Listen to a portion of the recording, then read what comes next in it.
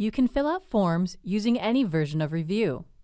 Type in or select your choices to do so. You can edit forms and create your own form if you have the extreme version of Revu. In the Forms panel, you can select a field tool and click and drag to add a field at your desired size.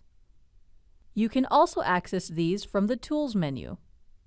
They will all be added as individual fields, except for radio buttons, which when added in sequence will be a part of the same group for the purposes of selecting one of the options. You can see this in the Forms panel. The order for moving through the Forms field using the Tab key can also be edited in the Forms panel, determined by the order the fields are listed. You can sort by row or column, or choose Unspecified to create a custom order. With the form field selected, you can go to the Properties panel, where you can get the most out of your form field. You can edit the appearance properties, but also some functional properties. For a text field, for example, you can change the format of the field to multiline or scroll long text. For a list box, Options is where you can enter list items and their export values.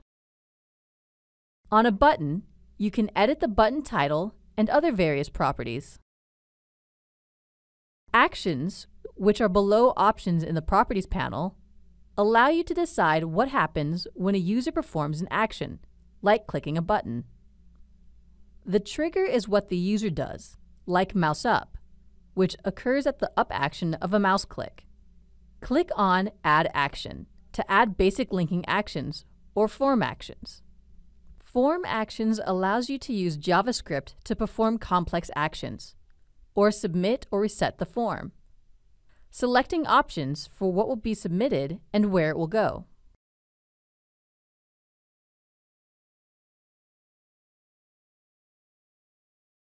If you have a pre-created or scanned form, but it doesn't have PDF forms, you can click on Automatically Create Form from Tools, Form.